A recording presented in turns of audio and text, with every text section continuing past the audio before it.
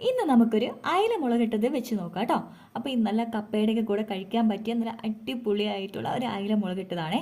അപ്പോൾ അതിന് വേണ്ടിയിട്ട് ഞാനിവിടെ മീനൊക്കെ ക്ലീൻ ചെയ്ത് വെച്ചിട്ടുണ്ട്. അപ്പോൾ ആ മീനൊക്കെ ക്ലീൻ ചെയ്ത് വെച്ചിട്ടുണ്ട്. അതിന് വേണ്ടിയിട്ടുള്ള ഇൻഗ്രീഡിയൻസും എടുത്ത് വെച്ചിട്ടുണ്ട്. അപ്പം എന്തൊക്കെയാണെന്ന് നമുക്ക് നോക്കാം. ആദ്യം കുറച്ച് ഒരു 10-15 ഉള്ളി വെളുത്തുള്ളി, അതുപോലെ ഒരു പച്ചമുളക് നെടുകെ കീറിയത്, ഒരു കഷ്ണം ഇഞ്ചി ചെറുതായിട്ട് അരിഞ്ഞതും കൂടി എടുത്ത് വെച്ചിട്ടുണ്ട്. ഇനി 2 തണ്ട് കറിവേപ്പില വേണം കേട്ടോ. പിന്നെ ചെറിയ ഉള്ളി ഒന്ന് ചെറുതായിട്ട് അരിഞ്ഞെടുത്തതും കൂടി വേണേ. സ്റ്റൗ കത്തിച്ച് കൊടുത്ത് നമ്മൾ ചട്ടി അടുപ്പിൽ വെച്ചിട്ടുണ്ട്. ഇനി ചട്ടി ചൂടായി വരുമ്പോഴത്തേക്കിന് നമ്മളിതിലേക്ക് വെളിച്ചെണ്ണ ഒഴിച്ചു കൊടുക്കണേ. വെളിച്ചെണ്ണ ഒഴിച്ചു കൊടുത്ത് അതിലേക്ക് കടുകും ഉലുവയും കൂടി നമ്മളൊന്ന് പൊട്ടിച്ചെടുക്കണം കേട്ടോ. അതൊന്ന് പൊട്ടി വരട്ടെ. അപ്പോഴേക്കും നമുക്ക് അതിൻ്റെ പൊടികളൊക്കെ എടുത്ത് വെക്കാം കേട്ടോ. നമ്മളൊരു 1/4 ടീസ്പൂൺ മഞ്ഞൾപ്പൊടിയും അതുപോലെ 2 ടേബിൾ സ്പൂൺ കാശ്മീരി ചില്ലിപ്പൊടിയും എടുക്കുന്നുണ്ട് കേട്ടോ. പിന്നെ നമുക്ക് വേണ്ടത് 2.5 ടീസ്പൂൺ നമ്മളിവിടെ മല്ലിപ്പൊടിയാണ് എടുക്കുന്നത്.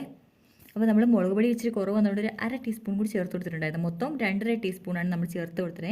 അപ്പോഴേക്കും നമ്മളുടെ ഉലുവയും കടുകൊക്കെ പൊട്ടി വന്നിട്ടുണ്ട്. നമ്മൾ കറിവേപ്പിലയും കൂടി ഇട്ട് കൊടുത്ത് നമ്മൾ നേരത്തെ എടുത്ത് വെച്ചിരുന്ന ചെറിയ ഉള്ളി അരിഞ്ഞതും ഇഞ്ചിയും വെളുത്തുള്ളിയും പച്ചമുളകും കൂടി ചേർത്ത് നല്ലപോലെ ഒന്ന് വഴറ്റിയെടുക്കണം കേട്ടോ.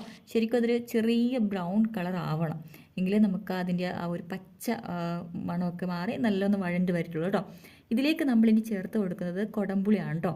സാധാരണ എല്ലാവരും പൊടിയൊക്കെ ചേർത്ത് കൊടുത്ത് ലാസ്റ്റാണ് കുടംപുളി ചേർക്കുന്നത്. പക്ഷെ നമ്മളിവിടെ ചെയ്യുന്നത് ഈ വഴണ്ട ഈ വെളുത്തുള്ളിയുടെയും ഇതിൻ്റെയൊക്കെ ഈ എണ്ണയിലേക്ക് തന്നെ നമ്മൾ ആ കുടംപുളി ചേർത്ത് കൊടുക്കുകയാണ്. നേരത്തെ കഴുകി വൃത്തിയാക്കി വെച്ചിരിക്കുന്ന ഒരു 3 ചെറിയ അല്ലി കുടംപുളി ഞാനിവിടെ ചേർത്ത് കൊടുക്കുന്നുണ്ട്. അതും കൂടിയിട്ട് ഒരു കുറച്ച് നേരം ഒന്ന് മിക്സ് ചെയ്യുക കേട്ടോ. അതിനുശേഷം നമ്മളിതിലേക്ക് ഫ്ലെയിം ഒന്ന് കുറച്ച് വെച്ച് കൊടുത്തിട്ട് പൊടികളും കൂടി ചേർത്ത് പൊടികളുടെയൊക്കെ പച്ചമണം മാറുന്നത് വരെ നല്ലോണം ഒന്ന് ഇളക്കി കൊടുക്കുക. ഇനി ആ പച്ചമണമൊക്കെ ഒന്ന് മാറി കഴിയുമ്പോഴത്തേക്കും നമ്മളിതിലേക്ക് 2 ചെറിയ ഗ്ലാസ്സിലെടുത്തിട്ടുണ്ട്. അതിന് വെള്ളം കൂടി ഒഴിച്ച് കൊടുക്കുക കേട്ടോ.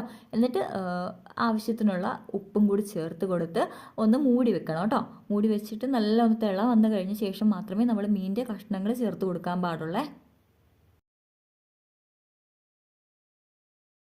ഇനി ഇതൊന്ന് മൂടി വെച്ച് വേവിച്ചെടുക്കണം കേട്ടോ. അപ്പോൾ വെന്ത് കഴിഞ്ഞ് വരുമ്പോഴത്തേക്കും നമ്മൾ 2 തണ്ട് കറിവേപ്പിലയുടെ മുകളിൽ വെച്ച് കൊടുത്തു കഴിഞ്ഞാൽ നമുക്ക് കപ്പയുടെ കൂടെ കഴിക്കാൻ പറ്റിയ അടിപൊളി അയല മുളകിട്ടത് ഇവിടെ റെഡി ആയിട്ടുണ്ട്. അപ്പം ഇതുപോലുള്ള വീഡിയോകൾ വേണമെന്നുണ്ടെങ്കിൽ നമ്മുടെ ചാനൽ മറക്കാതെ സബ്സ്ക്രൈബ് ചെയ്യണം. അതുപോലെ ലൈക്കും കമൻറ്റും ചെയ്യാൻ മറക്കരുതേ. മറ്റൊരു വീഡിയോയുമായി കാണാം. അതുവരേക്കും